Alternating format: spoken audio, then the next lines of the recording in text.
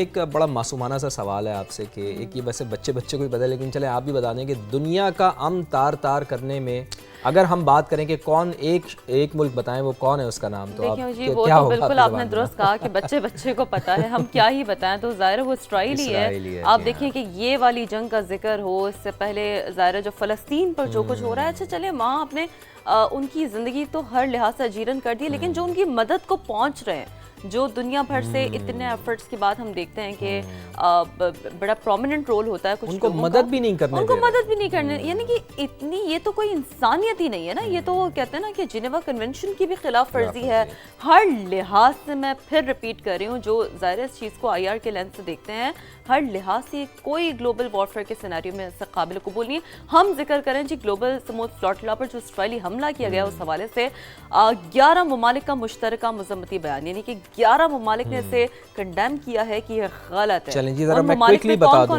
جی ہاں، پاکستان اس میں شامل ہے، ترکیہ شامل ہے، بنگلہ دیش ہے، برازیل ہے، کولمبیا ہے، اردن ہے، لیبیا ہے اور ملیشیا اس میں شامل ہے جنہوں نے مشترکہ بیان جاری کیا ہے۔ مالدیپ، جنوبی افریقہ اور اسپین کی جانب سے بھی اسرائیل کی مذمت سامنے آئی ہے۔ یہ فلوٹیلا پرامن شہری اور انسانی ہمدردی پر مبنی اقدام تھا۔ مشترکہ بیان میں یہ بھی کہا گیا ہے، بالکل دیکھیں نا، کیا آپ یہ دیکھیں، یہ ویجولز دیکھیں کتنے زبردست یہ ویجولز ہیں گلوبل سموتھ فلوٹلا کے، how happy, how excited they are, کتنے موٹیویٹڈ ہیں۔ آپ دیکھ رہے ہیں یہ پراپر اس کی طرف سے جو مانیٹرنگ کی جاتی ہے نا، اس کی فوٹیجز ہیں، اور ویسے شرم آنی چاہیے اسرائیلی وزیر اعظم بنیامین نیتن یاہو کو کہ وہ دیکھیں نا کہ آپ نے جیسے بالکل درست کہا کہ دیکھیں آپ ایک تو ظلم کر رہے ہیں، لیکن اس ظلم کے خلاف اگر کوئی آواز اٹھا رہا ہے اور جو مظلوموں کی مدد کرنے کے لیے لوگ جا رہے ہیں، آپ ان کے اوپر بھی اس طرح کی بربریت کر رہے ہیں۔ یہ اس وقت کے ویجولز ہیں غالباً جب آپ کے پاس نارملی ہم نے دیکھا کہ حملہ کیا گیا، تو یہ مطلب آپ کیا چاہ رہے ہیں؟ یہ تو کسی صورت انسانیت کے وہ تقاضے نہیں ہے جسے پورا کریں، لیکن کیا ہی انسانیت کے لیے ایک شرمناک کردار ادا کر رہے ہیں۔ تو جناب دشمن میلی آنکھ سے دیکھنے کی جرت نہ کرے، اور اگر اس نے یہ جرت کی تو اس کو بھرپور جواب دیا جائے گا۔ تو جناب بھارتی اسپانسرڈ دہشت گردوں پر زمین تنگ کر دی گئی ہے۔ سیکیورٹی فورسز نے خیبر پختونخوا میں پاک افغان سرحد پر دراندازی کی 2 کوششیں ناکام بنائی ہیں۔ ایک تو 13 خوارج ہلاک کیے گئے ہیں، ضلع مومن میں 8 اور ضلع شمالی وزیرستان میں 5 خوارج انجام کو پہنچ گئے ہیں۔ آئی ایس پی آر کا یہ بتانا ہے کہ فتنہ الخوارج کے دہشت گرد پاکستان میں داخل ہونے کی کوشش کر رہے تھے، جن کو ختم کر دیا گیا ہے۔ 2 مختلف کارروائیاں کی گئی ہیں جن میں ان دہشت گردوں کو نشانہ بنایا۔ میں حیران ہوتی ہوں کہ کس خام خیالی میں رہتے ہیں، انہیں کیا لگتا ہے، کیونکہ اتنی پٹائی ہونے کے بعد، اتنی مار پڑنے کے بعد بھی یہ کس خام خیالی میں رہتے ہیں۔ لیکن بس وہی بات ہے نا کہ دراندازی کی کوششیں ہوتی ہیں، مضموم مقاصد ہوتے ہیں، جس سے ہماری ہمہ وقت یاد جو پاک فوج ہے وہ یوں سیکنڈز میں تو یہ بھی نہیں کہوں گی منٹوں میں، سیکنڈز میں انہیں مزہ چکھاتی ہے۔ ظاہر ہمارا فخر ہے، ہم فخر محسوس کرتے ہیں جب بھی ہم پاک فوج کا نام لیتے ہیں۔ اور وہ کہتے ہیں نا، وہ بڑی اچھی مثال دی جاتی ہے شیرین، یہاں پہ ہمیں وہ مثال دینی چاہیے اور بار بار دینی چاہیے، اور اپنے بچوں کو بھی بتانا چاہیے کہ پاک فوج کا ایک جوان جو سرحد پر ڈیوٹی دے رہا ہے، سرحد پر کھڑا ہوا ہے، اس کے ہاتھ میں رائفل ہے، جو اپنی جان کو جوکھوں میں ڈالے ہوئے ہے، لیکن اس ایک جوان کی وجہ سے، اس پاک فوج کی وجہ سے ہم یہاں چین کی نیند سو رہے ہوتے ہیں۔ کتنے آرام سے ہم یہاں پر چین کی نیند سو رہے ہوتے ہیں۔ یہاں پر نا فواد، میں ان ماؤں کو بھی کریڈٹ سلام پیش کرتے ہیں، سلام پیش کرتے ہیں ہم ان ماؤں کو، جو اگر ایک بیٹا شہید ہوتا ہے نا، یہ تو ہم نے جا کر دیکھا ہے کہ وہ دوسرا بیٹا آگے کر دیتی کہ جی یہ ہے ہمارا فخر، اور یہی ہے پاکستان کا فخر، یہی ہے پاکستان کا وقار۔ صدر مملکت اور وزیر اعظم کی دراندازی کی 2 کوششیں ناکام بنانے پر سیکیورٹی فورسز کو شاباش۔ 13 خوارج کی ہلاکت پر فورسز کی پیشہ ورانہ صلاحیتوں کو انہوں نے بہت سراہا ہے۔ یہ بڑا اہم ہوتا ہے، ظاہر ہے یہ بات درست ہے۔ ہم نے ہمیشہ دیکھا ہے کہ ہماری جو لیڈرشپ ہوتی ہے وہ اس حوالے سے جو کوششیں ہوتی ہیں اس سے کافی زیادہ اپریشیٹ کرتی ہے۔ صدر مملکت آصف علی زرداری نے کامیاب کارروائی پر سیکیورٹی فورسز کے بہادر جوانوں کی پذیرائی کی اور افغان عبوری حکومت پر پھر زور دیا کہ وہ اپنی سرزمین دہشت گردی کے لیے استعمال ہونے سے روکے۔ We hope and we expect کہ انہیں یہ بات پتہ نہیں کب سمجھ میں آئے گی، بالکل آئے گی، اور اپنی سرزمین تباہ ہو رہی ہے۔ اب وہ جو ہے نا ڈنڈے کی زبان ہی سمجھ رہے ہیں۔ وہی میرا خیال ہے کہ ان کے ساتھ کہ دیکھیں اگر آپ گولی چلائیں گے تو پھر آپ یہ ایکسپیکٹ نہ کریں کہ ہم اپنا سینہ آپ کے سامنے کر دیں گے جی آئیے جی ہمیں گولی ہماری، ایسا نہیں ہے. آپ اگر گولی چلائیں گے تو آپ کو پھر گولی ہی ملے گی. آپ اگر پیار کی زبان استعمال کریں گے تو ہم پاکستانی ہیں، ہم تو 2 قدم آگے بڑھیں گے. کتنے ڈیکیڈز تک ہم نے ان کی مہمان نوازی کی ہے فواد، کتنے ڈیکیڈز تک ہم نے انہیں اپنے حقوق میں حصہ دیا ہے. اور اس حوالے سے خیر آگے بڑھتے ہیں. وزیر اعظم میاں شہباز شریف کا بھی بیان سنا دیتے ہیں آپ کو. انہوں نے کہا ہے کہ دہشت گردی کے مکمل خاتمے تک یہ جنگ جاری رکھیں گے. افواج پاکستان کا ہر جوان وطن عزیز کی حفاظت کے لیے دن رات مصروف عمل ہے. وہی بات جو اب سے تھوڑی دیر پہلے میں آپ کو کہہ رہا تھا، وزیر اعظم بھی اسی طرح کی بات کر رہے ہیں. پوری قوم اپنی بہادر افواج کے شانہ بشانہ کھڑی ہوئی ہے. وزیر اعظم پاکستان میاں محمد شہباز شریف کا یہ کہنا ہے. اور اس کے ساتھ ساتھ کوئکلی آپ کو یہ بھی بتا دیں کہ ہمارا فخر آپریشن بنیان مرصوص جناب 1 سال مکمل ہو گیا ہے. جتنا بھی ہم اس کے اوپر فخر کریں وہ کم ہے. سیالکوٹ کے سرحدی دیہات میں بسنے والوں کا جذبہ آج بھی بہت زیادہ کیا بات ہے. اور یہ تو ہم نے وٹنس کیا ہے. گولہ باری، خوف اور غیر یقینی حالات کے باوجود وہ جو مکین ہے نا وہ ہمت نہیں ہارتے. شہزاد احمد نے اس حوالے سے رپورٹ تیار کی ہے، وہ دیکھتے ہیں. معرکہ حق کے دوران جنگ کے عین درمیان سیالکوٹ کے سرحدی گاؤں کندن پور کے مکین بھی جرت و بہادری کی مثال بنے رہے. یہ ہیں 70 سالہ مسرور منور، جن کا حوصلہ جنگ کے سائے میں بھی مضبوط رہا. جب جنگ شروع ہوئی تو یہ حالات بہت کشیدہ تھے، ہر طرف فائرنگ ہو رہی تھی، لیکن ہم نے ہمت نہیں ہاری اور اب ہم اپنے گھر بار چھوڑ کر کہیں نہیں گئے. ہمیں اپنی پاک فوج پر مکمل بھروسہ تھا. موت کے سائے تلے بھی اس گاؤں کے نوجوانوں نے اپنے لوگوں کو تنہا نہیں چھوڑا. ہم نوجوانوں نے فیصلہ کیا تھا کہ کسی بھی مشکل میں ہم اپنے علاقے کو نہیں چھوڑیں گے. آپریشن بنیان مرصوص میں ہم نے رضاکارانہ طور پر لوگوں کی مدد بھی کی، لوگوں تک راشن پہنچایا. یہ ہمارا فرض بھی تھا اور ہمیں فخر ہے اپنے پاک فوج پر. کڑے وقت میں کسان بھی اپنی زمین سے جڑے رہے. بچوں نے بھی خوف کے سائے تلے ہمت سیکھی. جب یہ گولہ باری شروع ہوئی تھی کہ تمہیں کام کرنا ہمارے لیے بہت مشکل ہو گیا تھا. گولہ باری کے خطرات کے باوجود ہم نے اپنی فصلیں نہیں چھوڑی. ہمیں ڈر تو لگتا تھا، لیکن ابو کہتے کہ اب فوج والے ہمیں بچا رہے ہیں. ہم سب مل کر دعا کرتے تھے کہ سب ٹھیک ہو جائے. اس دوران کاروباری طبقہ بھی ثابت قدم رہا. سارے کاروبار تقریباً بند ہو چکے تھے، لیکن پھر بھی ہم نے اپنی ذمہ داری نبھائی. ہم نے لوگوں کو ضروریات اشیاء جو ہیں، ضروریات زندگی وہ مہیا کی. 1 سال گزرنے کے باوجود سرحدی پٹی کے باسیوں کا حوصلہ آج بھی قائم ہے. یہ کہانی عزم، قربانی اور جذبہ حب الوطنی کی عکاس ہے. جی بہت شکریہ، آپ ہمیں آگاہ کر رہے تھے. حکومت نے حالیہ صورتحال کے پیش نظر معاشی طور پر کمزور طبقے کو ریلیف کی فراہمی کا تسلسل قائم رکھنے کا فیصلہ کر لیا ہے. موٹر سائیکل سواروں، پبلک اور گوڈز ٹرانسپورٹ کے لیے گزشتہ ماہ دی جانے والی سبسڈی میں 1 ماہ کی توسیع دی جائے گی. وزیر اعظم نے سفری اور مال بردار گاڑیوں کے کرایوں میں اضافہ روکنے کی ہدایت کر دی ہے. کہا عوامی ریلیف کے اقدامات کی مؤثر نگرانی یقینی بنائی جائے تاکہ اس کے ثمرات مستحق افراد تک پہنچ پائیں. وفاقی حکومت نے صوبائی حکومتوں کے تعاون سے مشکل حالات میں عام آدمی کے لیے اربوں روپے کی قومی ریلیف پیکج فراہم کیا.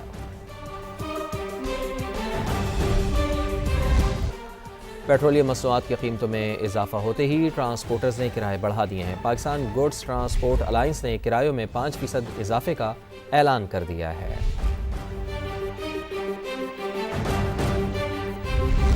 جبکہ سندھ حکومت نے موٹر سائیکل مالکان کے لیے ٹارگیٹڈ فیول سبسڈی میں توسیع کر دی ہے. وزیر اعلیٰ سندھ کے مطابق موٹر سائیکل مالکان کو دی جانے والی سبسڈی جاری رہے گی. سندھ حکومت نے پیٹرول کی بڑھتی ہوئی قیمتوں کے باعث فی موٹر سائیکل 2000 روپے سبسڈی دی تھی. حکومت نے مہنگائی کی چکی میں پسے عوام پر جناب مزید بوجھ ڈال دیا ہے. پیٹرول کی قیمت میں 6 روپے 51 پیسے فی لیٹر اضافہ کر دیا گیا. یعنی کل شام تک جنہوں نے 394 روپے کا پیٹرول ڈلوایا تھا، اب وہ آج جب صبح اٹھیں گے تو وہ تقریباً 399 روپے 86 پیسے، یعنی آپ یہ سمجھ لیں کہ 400 روپے فی لیٹر مقرر کر دی گئی ہے قیمت. تو وہ اب مہنگا پیٹرول ڈلوائیں گے. پیٹرول پر لیوی کی شرح میں 3 روپے 88 پیسے فی لیٹر کمی کی گئی ہے. بہت ہی یعنی آپ یہ کہہ سکتے ہیں کہ اونٹ کے منہ میں زیرہ کے مترادف ہے. بالکل ایسے ہی. اور ہائی اسپیڈ ڈیزل کی بھی ذکر کر لیتے ہیں قیمتوں کا، جس میں 19.39 پیسے فی لیٹر اضافہ، بہت بڑا اضافہ ہے یہ.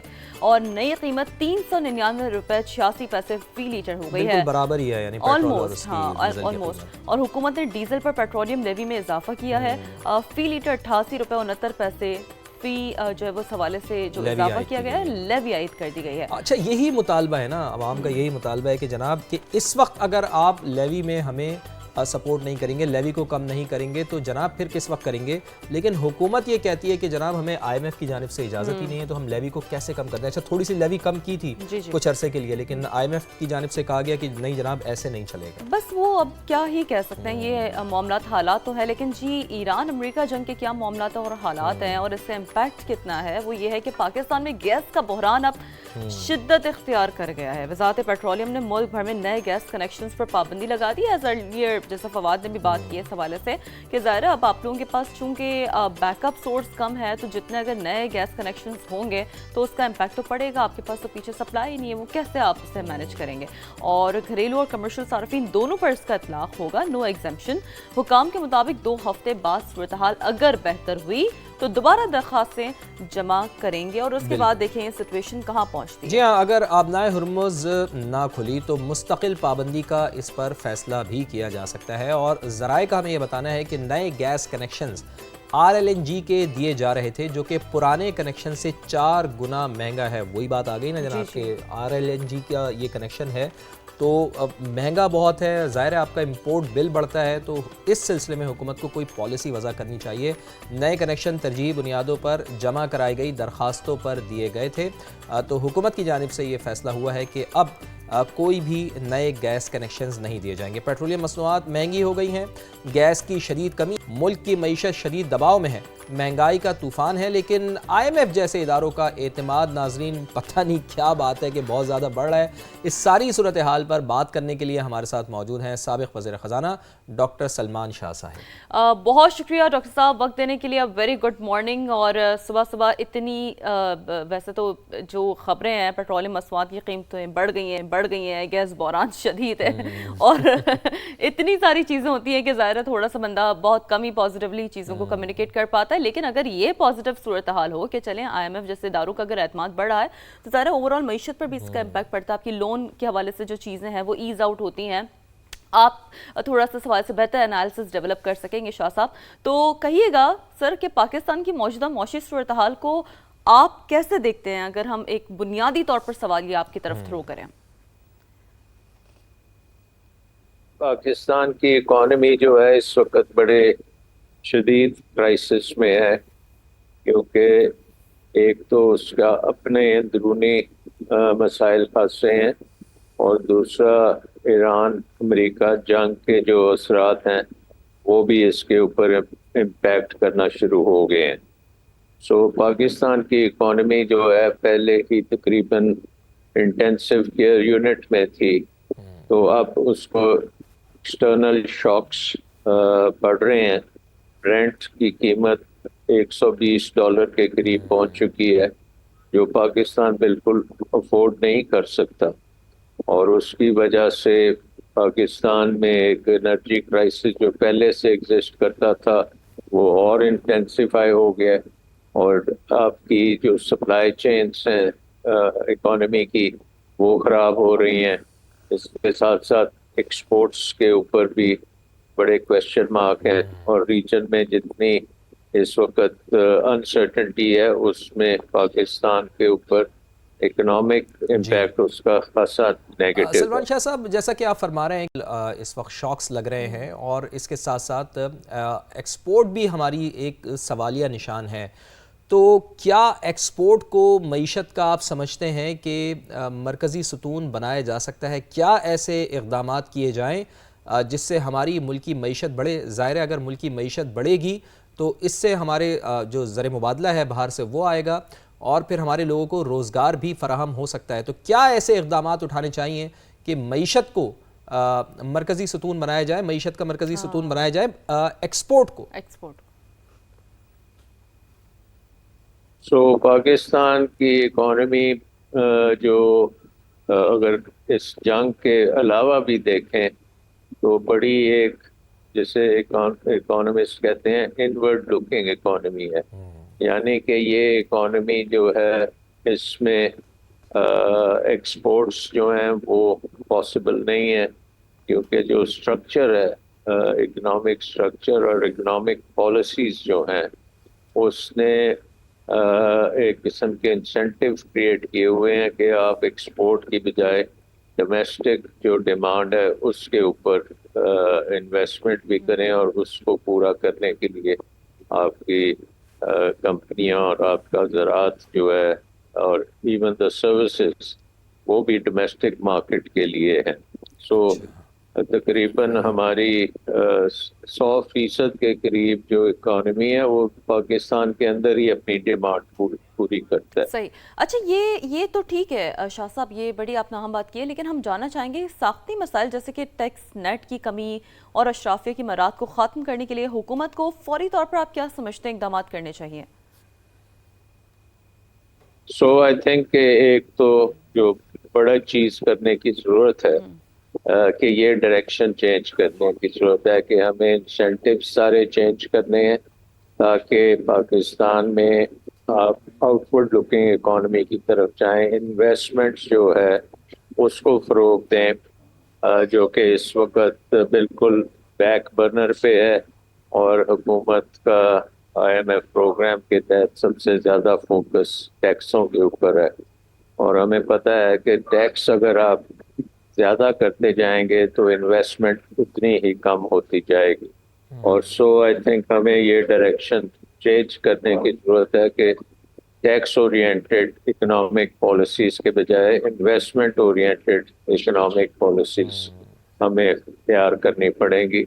جو اکانومی میں بہت زیادہ پروٹیکشن دی جاتی ہے اس کو کم کرنا پڑے گا تاکہ ہماری انڈسٹری اور ہماری زراعت جو ہے وہ اپنے پاؤں پہ کھڑی ہو اور گلوبل مارکیٹس کے لیے وہ اپنی پروڈکشن کرے. یہ بڑی اہم بات ہے شاہ صاحب کہ انویسٹمنٹ کو فروغ دیا جانا چاہیے، لیکن میں ایک بڑا اہم سوال آپ کے سامنے رکھوں گا کہ کیا حکومت کی جانب سے توانائی کے شعبے میں کی جانے والی جو ہم دیکھ رہے ہیں کہ حالیہ اصلاحات ہیں، اور اس کے ساتھ ساتھ ہمارے علم میں ہے کہ حکومت نے سبسڈی میں بھی کمی کی ہے، طویل مدتی آپ سمجھتے ہیں کہ معاشی استحکام کے لیے یہ کافی ہیں شاہ صاحب؟ اس کے ساتھ ساتھ آپ کو پتہ ہے کہ انرجی سیکٹر ایک ایسا سیکٹر ہے جس نے پاکستان کی اکانومی کی جڑیں ہلا دی ہیں، کیونکہ دنیا کی تقریباً سب سے مہنگی بجلی پاکستان میں بن رہی ہے، اور ہم نے جو انٹرنیشنل معاہدے کیے ہوئے ہیں IPPs کے تحت وہ ہماری اکانومی کو انہوں نے بینکرپٹ کر دی ہے، کیونکہ کیپیسٹی پیمنٹس جو ایسی ہیں کہ اگر بجلی استعمال بھی نہیں ہوتی پھر بھی ہمیں پے کرنی ہے، اور وہ بہت زیادہ ہیں، اور وہ ڈالرز میں ہے، اور فیول بھی تقریباً جو ان کارخانوں میں لگتا ہے وہ بھی امپورٹڈ ہوتا ہے. تو پاکستان کے پاس ڈالرز نہیں ہے، اور انرجی سیکٹر جو ہے اس میں بہت زیادہ آپ کو ڈالرز کی ضرورت ہے. تو وہ ایک بہت بڑا المیہ ہے پاکستان کی اکانومی کے لیے، اور جس نے پاکستان کو انکمپیٹیٹو کر دیا ہے even in the domestic market. بات ہے بالکل، یہ بڑی ریلیونٹ بات کی ہے ویسے شاہ صاحب. بہت شکریہ. بڑے غیر ذمہ دارانہ معاہدے کیے گئے ہیں جو سلمان شاہ صاحب. امریکی صدر ڈونلڈ ٹرمپ کہہ رہے ہیں کہ مجھ سمیت چند لوگ مذاکرات کی تفصیلات جانتے ہیں، ایران معاہدہ کرنے کے لیے بےتاب ہے. میڈیا سے گفتگو میں صدر ڈونلڈ ٹرمپ نے کہا کہ ایران ایٹمی ہتھیار نہیں رکھ سکتا. اپنے موقف پر وہی والی بات ہے نا فواد، وہ قائم ہے ڈے ون سے، انہوں نے یہی موقف رکھا ہوا ہے، اینڈ جس پر ایران قائم ہے اپنے موقف پہ وہ بھی یہی بات ہے کہ جی ہم کیوں نہیں جوہری ہتھیار رکھ سکتے. لیکن اس حوالے سے ہم نے بہت گاہے بگاہے بات کی اپنے پروگرام میں.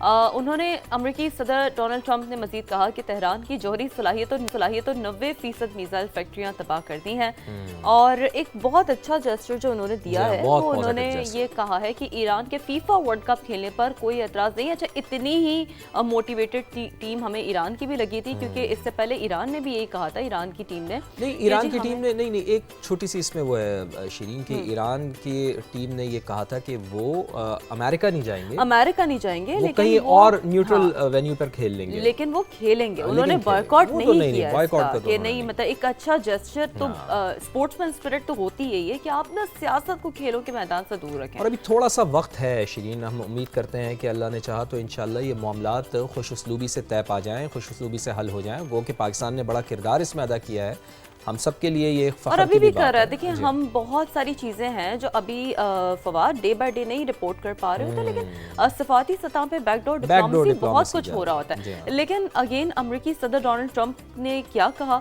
وہ کوئکلی آپ کو سنواتے ہیں. is dying to make a deal. I hear that. I don't want to get into it, but they cannot be nuclear. Other than that, but their Navy's gone, their Air Force is gone. Every ounce of any form of equipment practically is gone. You know, their drone factories are about 82% down, and their missile factories are almost 90% down. And many of their missiles have been knocked out. They used some, but we knocked out more than they used. And it's pretty amazing what's happened. They want to make a deal. They want to make a deal badly. We have a problem because nobody knows for sure who the leaders are. It's a little bit of a problem, you know. The leaders have been wiped out along with their military, almost all of their military. I mean, think of it. 159 ships was their total Navy. 159 ships are gone. They're underwater. They're way below